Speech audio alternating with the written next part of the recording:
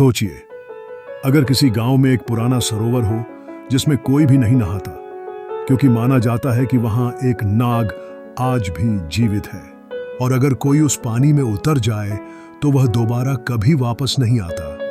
यह सिर्फ कहानी है या कोई ऐसा सच जो सदियों से दबाया गया है? जब एक रिसर्च टीम नागलोक की कथाओं की सच्चाई जानने उस गांव में पहुंची तो उन्हें जो मिला वह केवल एक पौराणिक कथा नहीं, एक भयावह हकीकत थी। एक ऐसा नाग जिसे मौत ने भी नहीं छुआ था और जो आज भी जिंदा था। उत्तराखंड के घने जंगलों के बीच बसा एक पुराना गांव मणिधर। यह गांव बाकी दुनिया से लगभग कटा हुआ था। यहाँ बिजली कुछ घंटों के लिए आती थी और लोग अब भी पुराने रीति रिवाजों से चलते थे। लेकिन इस गांव को सबसे ज्यादा पहचान दिलाता था नाग सरोवर, एक झील जैसी संरचना जिसके चारों ओर घना जंगल था और बीच में पानी इतना गहरा कि उसका तल आज तक कोई नहीं देख पाया। गांव वालों का मानना था कि वहां कालिया नाग का वास है, वही कालिया जिसे भगवान कृष्ण ने यमुना में परास्त किया था।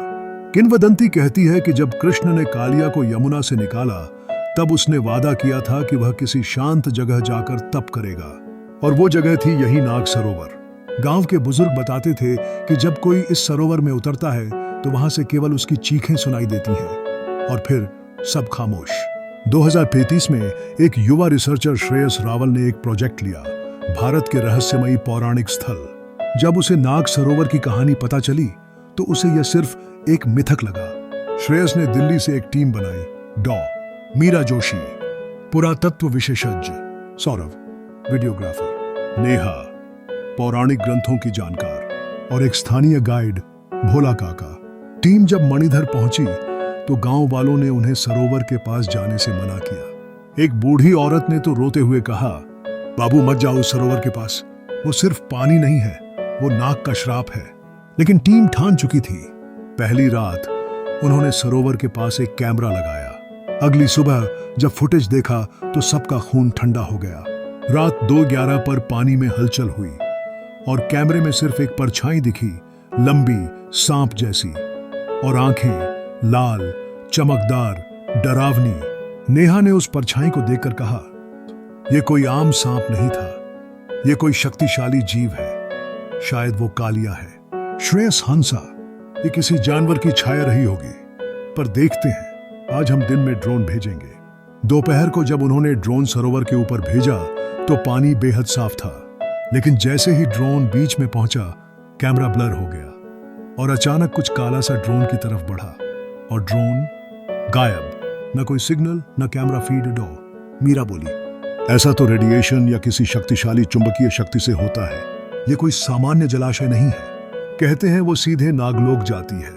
नेहा के पास एक प्राचीन पुस्तक थी, उसमें लिखा था, जहां नागराज ध्यान करते हैं वहां समय भी ठहर जाता है। वहां जो गया वह लौटे तो सही, पर वैसा न था जैसा गया था।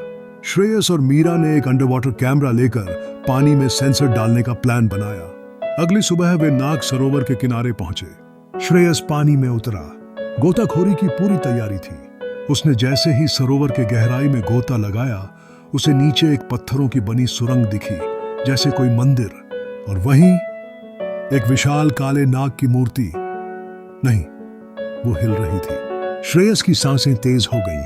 उसने कैमरा ऊपर फेंका और खुद जैसे ही ऊपर आने लगा, कुछ ने उसकी टांग पकड़ ली, कुछ बहुत भारी और ठंडा। श्रेयस को किसी तरह बाहर निकाला गया। वो बेहोश था, लेकिन जब होश आया तो उसकी आंखें कुछ देर के लिए सांप जैसी हो गई।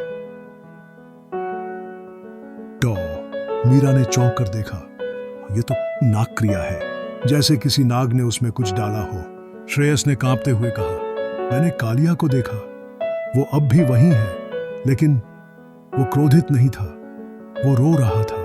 नेहा ने कहा, कहीं ये वही नाग तो नहीं जो विषधरों का राजा था, जिसे श्राप मिला था कि जब तक कोई मानव उसके दुख को समझेगा नहीं, तब तक वो धरती पर फंसा रहेगा। नेहा ने अगली रात पूजा की तैयारी की, पुरातन मंत्रों के साथ। उनका मानना था कि अगर कालिया अब भी जिंदा है तो वह सिर्फ एक क्रोधित प्राणी नहीं, एक दुखी आत्मा है जिसे मुक्ति की जरूरत है। पूजन के दौरान सरोवर के पानी में हलचल हुई। एक विशाल काले नाग का सिर बाहर आया, लेकिन उसकी आंखों से आंसू बह रहे थे। कालिया की आत्मा ने जैसे उनकी आत्मा से संवाद किया। मैंने कृष्ण से वादा किया था कि मैं हिंसा त्याग दूंगा। मैंने तप किया, पर इंसानों ने मुझे राक्षस बना दिया। मैंने किसी को नहीं मारा। जो गए वे अपने पाप लेकर डूबे। मैं बस उनके कर्म का दर्पण हूं।